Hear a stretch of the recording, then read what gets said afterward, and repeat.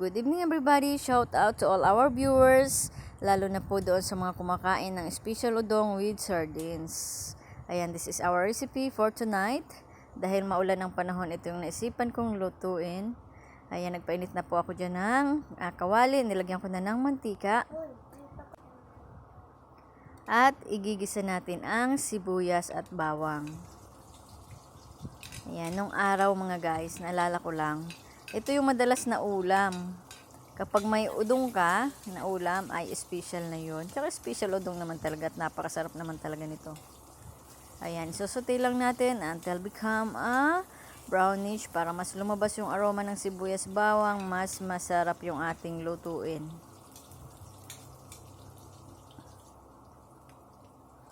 So, at ilalagay ko na nga po yung kamatis.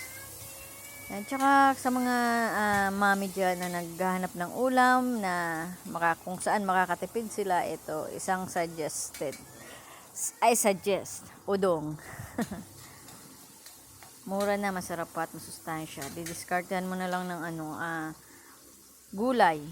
Ito na nga mga guys, ito yung aking sahog na nilagay, Mega Sardines. Any brand po ng sardinas ay pwede po. So yan mga guys, igigisap muna natin yan. Lutuin natin ng konti yung sardinas bago natin lagyan ng tubig.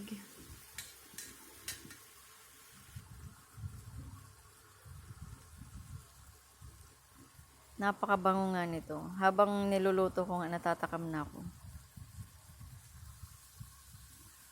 Yan. Sayang naman kasi yung yung sauce na natira sa lata, kaya nilagyan ko ng tubig. So ayan guys, tansyahin nyo lamang po yung tubig na ilalagay nyo kung gaano karami yung lulutuin yung udong. Kasi dadami.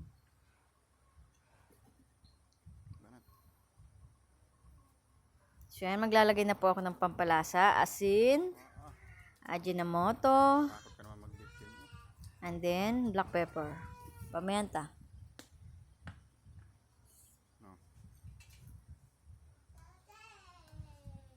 Ayan, hahaluin lang natin para ma-dissolve yung ating mga pampalasa na nilagay.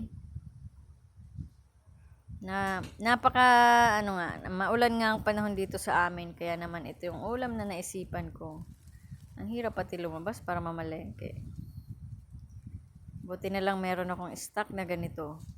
Tapos sa gilid-gilid ng bahay may mga gulay-gulay. Kaya kumuha ako ng dahon ng malunggay tsaka alugbati. Yan, nilagay ko na nga pala yung special udong na noodles. Ito yung sikat nung araw.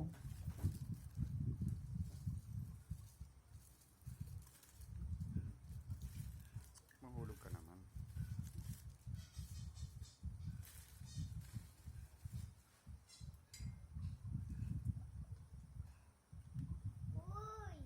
Yan guys, konting halo lang.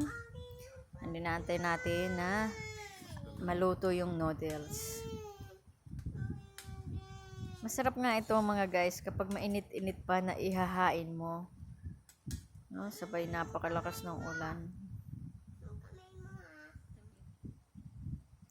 Yan, titimplahan na natin. So ito na nga mga guys, medyo luto na yung noodles.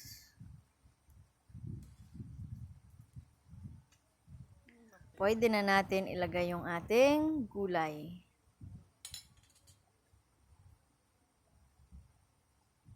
Ito nga yung napaka-fresh na aking pinitas sa aming bakuran. Dahon ng alugbate, tsaka dahon ng malunggay.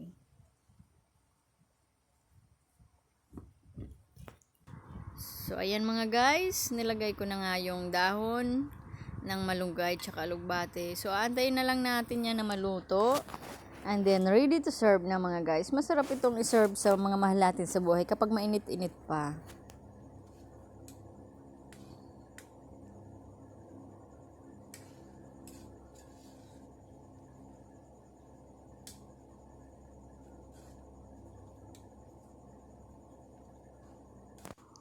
At ito na nga mga kamamshi, mga guys. Konting kimbot na lang ay luto na siya at pwedeng nang iserve para sa ating mga mahal sa buhay. Siyempre para din sa atin. Masarap nga yan i-serve sa ating mga mahal sa buhay kapag mainit-init pa. So ano pa ang inaantay nyo? Charing. By the way, thank you to all our viewers. God bless you po.